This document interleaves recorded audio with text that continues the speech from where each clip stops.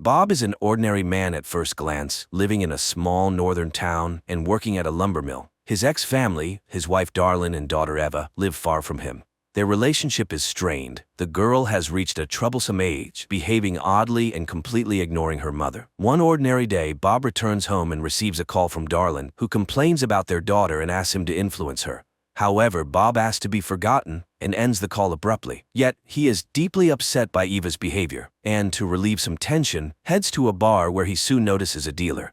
Later they meet on the street. The young man tells him that his boss, Nelson, is in need of couriers. He remembers Bob from his NHL days, especially a famous fight Bob would rather forget. The man cuts off the young man's enthusiasms and buys some goods, dismayed by the rising prices. At work, Bob goes to inspect one of the malfunctioning blocks of the crusher. He climbs up to the machine and stares inside as if he wants to step into the blades. His grim thoughts are interrupted by a coworker's voice, and Bob abandons the frightening idea. Later, Bob tells his boss he needs a few days off, packs his things, and goes on a trip. However, on the night road, he suddenly feels very ill. Racked with pain, he loses control, and his pickup veers off the road. Barely recovering, Bob calls Nelson and then reaches a roadside cafe where he immediately heads to the bathroom, startling patrons with his bloodied face. Overcoming pain, Bob washes the blood off his hands, which are already bandaged, and then examines his side. It becomes clear that a piece of his skin has become invisible, making his internal organs clearly visible. Bob bandages himself with towels and returns to the dining area, where Nelson soon arrives. The dealer agrees to tow and fix his pickup, in exchange for which Bob will have to serve as his courier, especially since he is heading in the needed direction.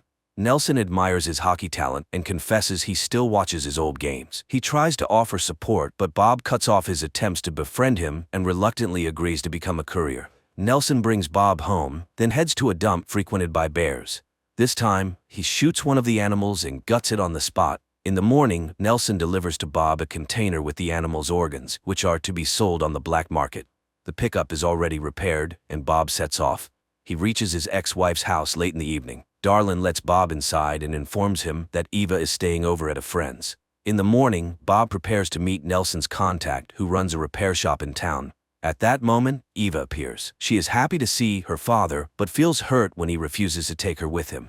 Bob drives to the shop, where the owner's employees greet him with a search, but the owner recognizes the former hockey player. He warns that working with Nelson is dangerous and advises thinking about the future. Nevertheless, he hands over the package for the dealer, and noticing Bob's unwell appearance, he gives him a Chinese remedy he gets from a local store. Later, Bob returns home. Eva also notices that her father is feeling unwell, but he brushes it off as Rib's injured at work. Suddenly, the girl asks about the diagnosis of her grandfather, Bob's father, who had died long ago. The man explains that his father voluntarily left this life because he had some issues with his head. After the conversation, Eva runs off to her friends, but on the way she stops by a Chinese pharmacy. The seller is very welcoming and even suggests visiting a doctor who is available right there in the next room. Even when the girl refuses to buy anything, the seller gives Eva herbal tea to improve her skin.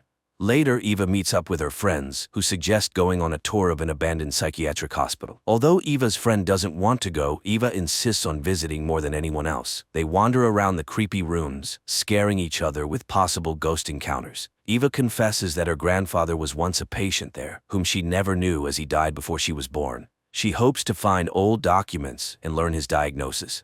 The group descends into the basement, where they are frightened by a figure in a white sheet, but on a closer look it turns out to be just a pile of rags. However, Eva's friend in terror grabs her hand, tugs at her sleeve, and sees a transparent hand. The girl gets even more frightened and runs away from Eva.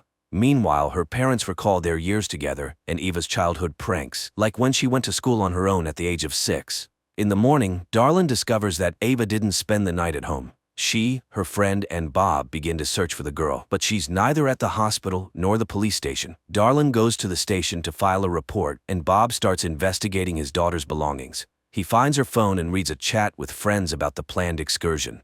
The couple goes to Eva's friend's house, but her father says their daughter isn't there. Later, Bob calls Nelson and reports that the delivery will be delayed. The dealer is very displeased. After this, Bob finds Eva's friends. They act provocatively, and the man loses control. After a scuffle, a boy admits they were at the psychiatric hospital. Bob realizes she was looking for her grandfather's data. At the same time, Eva regains consciousness in an iron cage. Meanwhile, her parents drive to the psychiatric hospital and enter the still functioning part. The security tries to stop them from entering, but Bob gets into a fight and collapses from severe pain. The chief physician comes out, who remembers both his father and Bob well. She asks Darlin to leave her husband in the clinic as he is not well. Bob remembers himself as a little boy in the same corridor. Later, he argues with the doctor, who calls what happened to his father a tragic accident, as he saw it all himself. The woman confesses that his father wanted to die to hide his illness from others. He was very afraid for his family. Bob immediately remembers how his father asked not to show him to his son. The doctor reminds that she couldn't stop the disease, but she protected the man.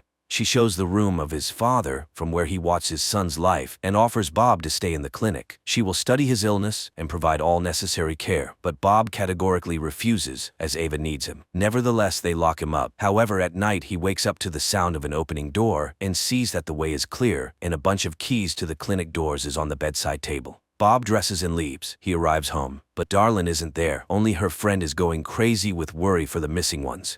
Then Nelson calls again and starts threatening Bob, listing his family members, which drives the man over the edge. Hearing his swearing, Darlin's friend tells him that girls have been disappearing in the town for a long time and demands that something be done. He goes to her friend's house again, and this time he manages to meet her. The girl confesses that she now knows her friend's secret. She is the same as him. She hands over Eva's backpack that was left with her. Bob examines it and finds a package with Chinese tea in the same packaging that he himself received from the owner of the workshop for Nelson. He goes to the man and asks questions about the missing girls. The man is offended. Despite his illegal activities, he is a father and grandfather and would not kidnap people. He tells about the Chinese pharmacy. Meanwhile, unknown people examine Ava, probing her wounds, causing the girl to cry. Bob finds the pharmacy and tells the seller about his missing daughter. The woman is scared, but afraid to tell the truth. Then Bob notices Eva's bicycle in the back of the shop. He removes his hood. The woman is horrified, seeing his disappearing flesh, and she realizes that the girl is just like him. She tries to protect the doctor, glancing towards his office. Realizing this, Bob rushes in that direction, stripping off his clothes along the way. He descends into the basement, finds the doctor and his assistant, and starts beating them, demanding his daughter back. Then he hears Eva's voice calling him from a cage. Seeing what her father looks like, Ava is scared, but Bob calms her down and opens the cage, but the doctor manages to wound him. Bob leaves with his daughter. As a parting gift, the seller gives him tea that will help Ava and advises them to run. Father and daughter arrive home. Darlin immediately begins to provide help. It turns out she knew the father's secret and knows what to do. She couldn't confess to her daughter because she was afraid for her. In the morning, Bob regains consciousness and tells his daughter that he had to leave because of the illness. Eva confesses that she quit sports when she started having the same issues. She thought she was alone in this, but it turns out that her father and grandfather also suffered from invisibility.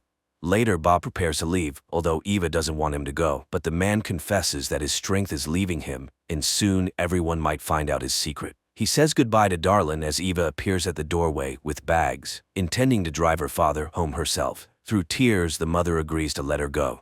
Father and daughter set off. Along the way, Eva starts asking questions. Bob admits that after what he experienced in childhood, he couldn't burden his family, so he left. The daughter promises to make up for everything they missed in their relationship. Soon they arrive at the place where Nelson's new courier is waiting. Bob needs to meet him, but he notices that his face is also beginning to disappear. Eva covers the void with foundation, and the father goes to the meeting. He delivers the package passed by his boss and returns to the car. Soon they reach Bob's home, and the father hands over the tea he got from the Chinese lady to Ava. She brews it and cares for her weakened father. He assures her that she can live here peacefully. People in the north don't meddle in each other's affairs. Meanwhile, Nelson opens the package and finds that he has been deceived. Ava goes shopping, and the dealer notices her. Later, the girl tries to calm her father, who has become almost invisible, and after a while he suddenly says that it's time for him to go, because later he simply will not be able to accomplish what he planned. He is ready to disappear at the sawmill, which he had already tried to do. Despite her objections, Bob drives to the factory, but standing over the crusher, he suddenly stops. At this time, an armed Nelson bursts into his house. He threatens the girl with a shotgun, demanding to know where Bob is. Even though Eva says that he sold the house to her, the man realizes it's not true since Bob's belongings are still there. He accuses Bob of dishonesty and decides to take it out on his daughter. Suddenly, something throws him away from Eva. The girl realizes that her father, who has become completely invisible, has returned and is using this to beat the villain. Bob demands that he leave his family alone, but misjudging his strength kills the dealer. He confesses that he could not leave his daughter a second time, and now he will always be with her. Later they dump Nelson's body at the dump, where a bear finds it. Eva buys herself tinted glasses, sits in the empty car, and talks to her father, who advises her to drink her magic tea, as it helps. And he confesses that back then, when she was 6, he secretly followed her to school. Also, his father had told him that he did not want his son to see him like that. And he always thought his father meant death. But then, who pulled him out of the psychiatric hospital? Eva immediately remembers the white figure from the basement, smiles, and suggests talking to her grandfather. The seatbelt buckles the void, and father and daughter set off. An unusual Canadian horror film, shot amidst the harsh northern nature. A mix of genres ranging from action to thriller and horror, plus a bit of sentimental drama. All this captivates and compels one to watch the film to the end, although initially, it seems quite gloomy.